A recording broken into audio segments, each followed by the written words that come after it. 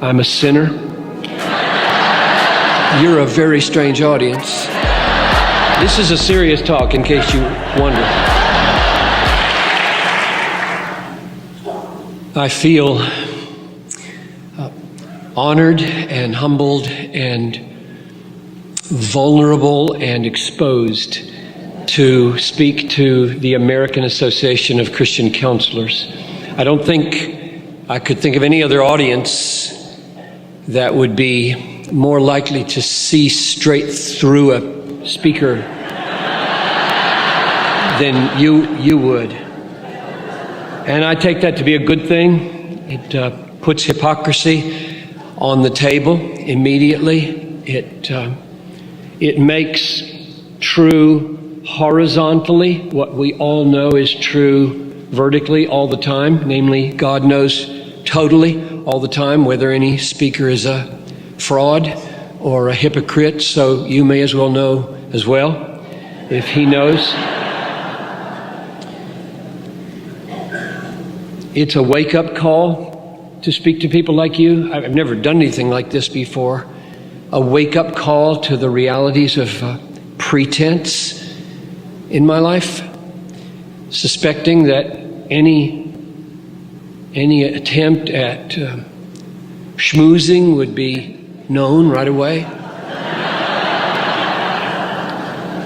So I thought I would spare you the analysis and just go ahead and tell you up front that I'm a sinner. And I'm a man who, to be more specific, must crucify the love of praise every day. A man who struggles with the same 15-year-old adolescent fears at age 63, namely the fear of looking foolish. A man who is prone to self-pity and who feels it quickly when he doesn't get loved the way he wants to be loved, who's almost never sure of the way he uses his time and therefore pretty regularly is all dealing with guilt feelings. A man who is short on compassion and long on critical analysis. A man who is prone to freeze up emotionally when he's tired and then feels instinctively justified in blaming it on somebody else. A man who loves to praise God in the great assembly and feels constraint on my spirit in my own living room.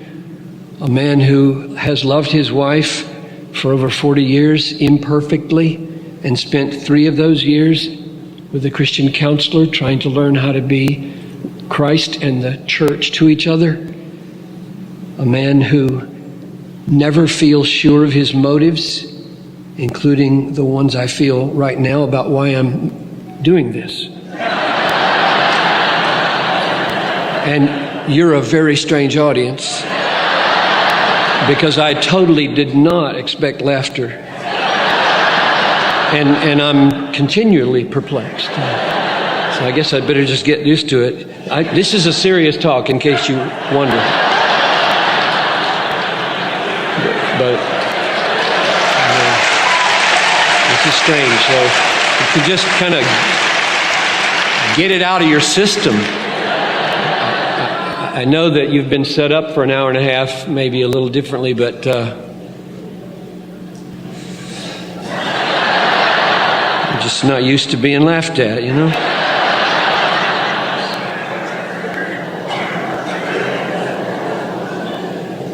So at one level, I thought maybe the reason I just did what I did was because I wanted you to be open to what I have to say, and I thought if I'm open with you, you might be open to what I have to say. At a deeper level, which I hope is true also, I list those absolutely true, absolutely serious, and though they make you laugh, they make me cry. And I mean that, so you've got to stop laughing like that. I just don't understand you folks. I'm going to stop telling you not to laugh because we're creating a real guilt situation here. Subscribe to be encouraged.